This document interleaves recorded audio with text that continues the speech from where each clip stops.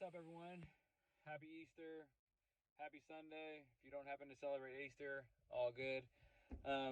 Anyway, so I did chest and shoulders today, but at the end of the workout, I did a core abs circuit. Just going to go over the exercises real quick. I'll have the clips in the front, kind of let you know what I did, why I did it, and then, yeah. It's totally not necessary to do core specific exercises. They're definitely nice to add into your fitness routine, whatever your fitness goals are. If you want to strengthen your core, it could also help with, and I get a lot of people message me, it could help with lower back issues. Sometimes if you have a lower back issue, it could mean you have a weak core. Obviously consult with your doctor to dig in a little bit more, but it could be that you have a weak core, which makes the lower back weak, and they kind of all work in synergy. Anyway, so I did started off with decline crunches. The decline were pretty severe. You don't have to go as I guess low as I did. You could adjust it accordingly to whatever you feel comfortable with, or whatever your fitness level is. So I did decline crunches. You can do just regular decline crunches. I added just a little twist at the top. It engages the obliques a little bit for me.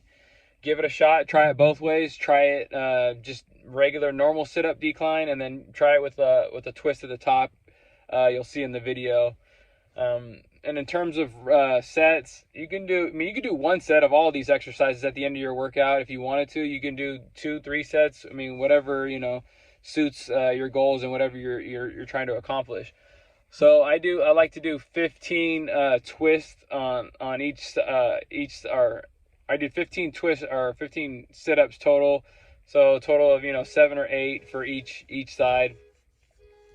And then the next thing I did was I did the ab wheel, which is definitely a great core exercise. It really challenges your whole entire abdominal wall.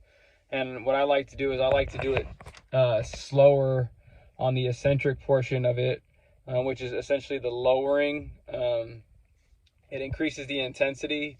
And some people will even do it like just stand. They'll be on their feet and just do it standing, which is super challenging. I haven't yet worked up to that. I'm on my knees, and then my feet are off the ground, but just on my knees.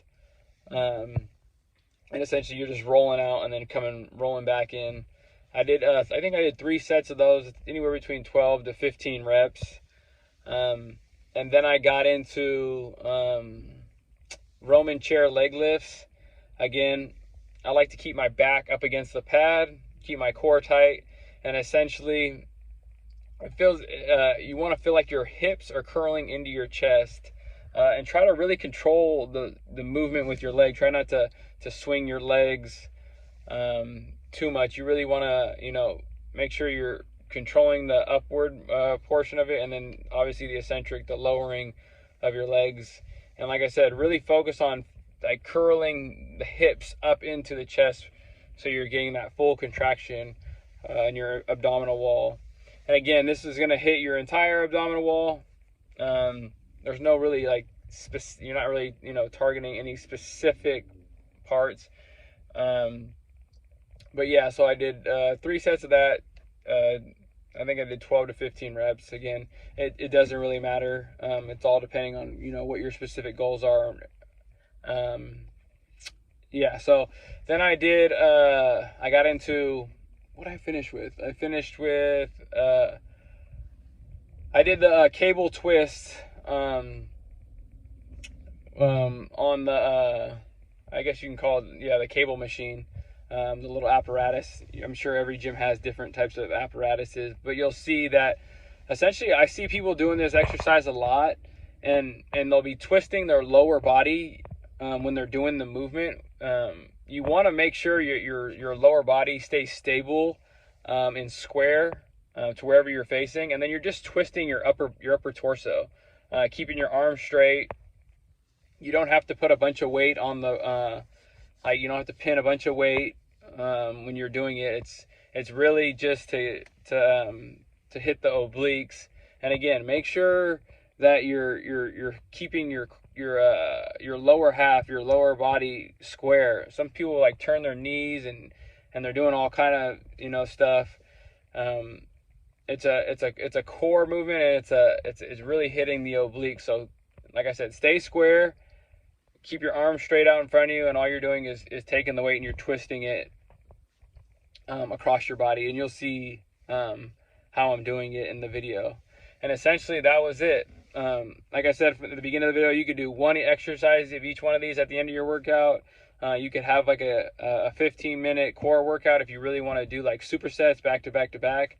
That is also an option if you want to try that.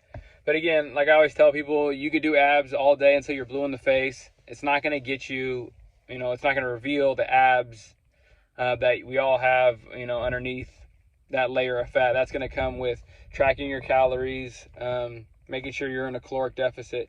So if you're not tracking your calories or you're not tracking your macros, I mean, it's kind of like, you know, the blind leading the blind. You don't really have an understanding of where you need to be.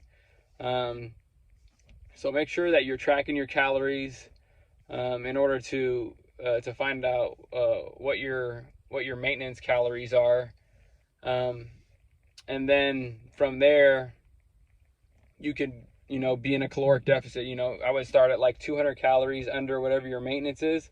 See how that works for you after, you know, a couple weeks. See if you're losing any weight. Make sure you're taking pictures, you know, to track your progress. But yeah, find out what your caloric maintenance is. You know, track your calories for like a week or two. Make sure you find out what it is that you need. You know, your TDE, your total daily energy expenditure, so TDEE. Figure out what your caloric maintenance is, and then adjust accordingly. If you don't know, you know, where to start, if you don't have like a baseline, then you don't know where to start. So find out what that baseline caloric intake is, and then drop that by like 200. Track that for a couple weeks, see how your body adjusts and reacts, and then go from there.